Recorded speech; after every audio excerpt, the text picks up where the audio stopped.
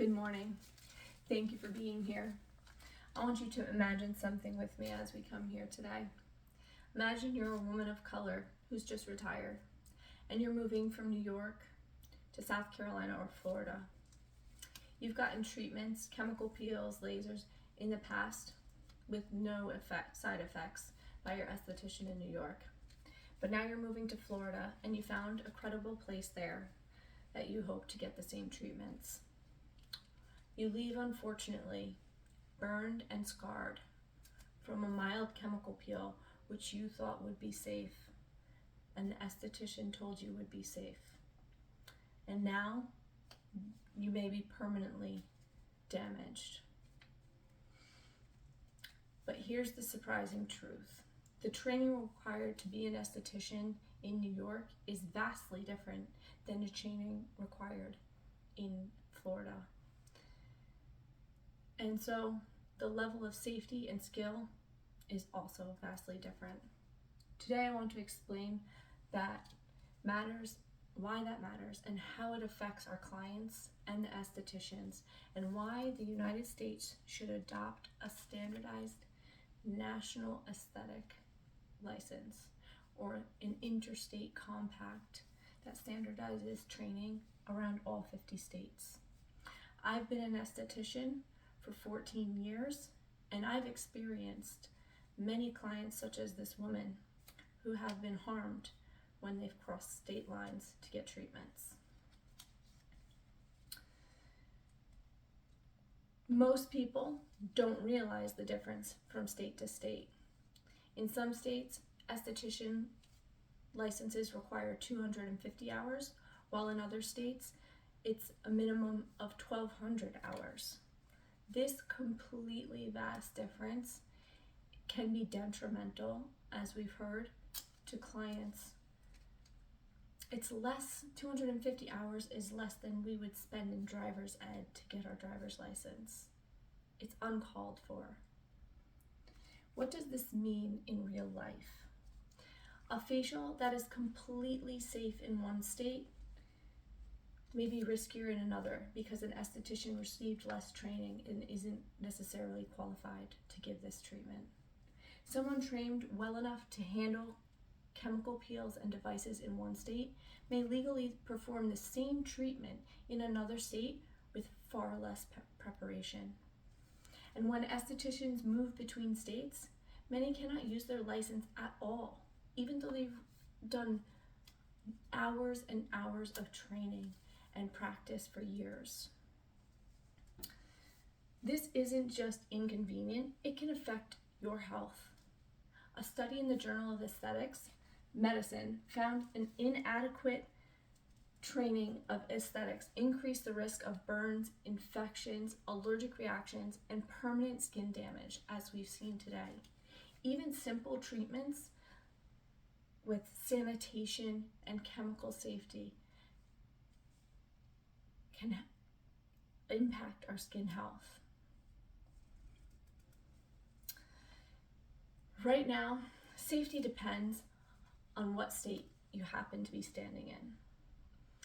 A national license would ensure that every esthetician across the United States meets the same minimum level of training, no matter where they practice. You wouldn't have to worry if the same chemical peel appointment in one state is safe in the next state. The National Interstate Council of State Board Cosmetology already offers a national exams and a national constellation of aesthetics provides a national certification with a 1,200-hour standard. So we have something strong to build off of. The people who take care of your skin shouldn't have to start over when they move.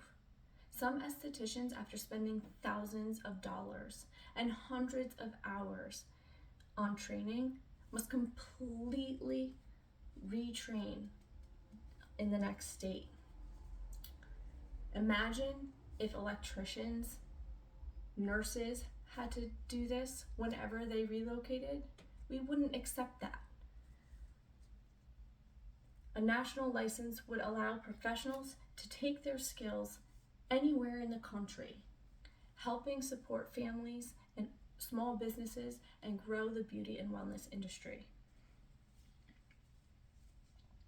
It reduces confusion and the red tape.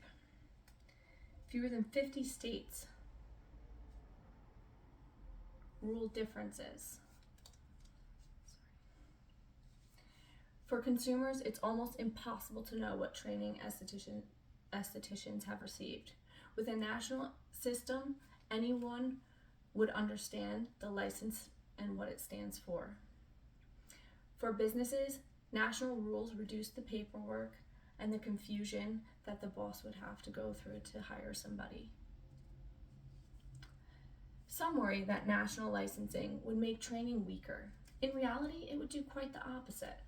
A goal is to raise the level of education across the country, not lower the state standards. It helps to ensure that every practitioner is skilled in sanitation, chemical use, infection control, and physiology, and does treatment safely. Clients care about these things the most. A study published in the National Institute of Health website found that gaps in aesthetic training can lead to unsafe, unregulated, standardized preparation. Research from Brigham University shows that inconsistent licensing hurts the mobility and decreases clients' protection. It creates unnecessary economic barriers. A comprehensive report from California State Senate explains that cosmetology licensing protects public health by ensuring professionals understand sanitation, bloodborne pathogens, infections, and chemical safety. Here's how that we can make this transition happen from where we are right now. We can adopt an interstate compact, similar to what nurses and physical therapists use, allowing estheticians to practice in any participating state. We can also use existing national exams and certifications as a baseline for training. Inviting boards, educators, professions, and safety experts to build a shared national standard. And lastly, we can pilot the system among early adopter states to test this before we actually put it into practice. At the end of the day, this is simple. Consumers and clients deserve consistent, safe skincare services, no matter where they are located in the country. Estheticians deserve a clear path to a stable career, no matter where they live in the country. And the country deserves a licensing system that makes sense, not one divided into 50 different individual states.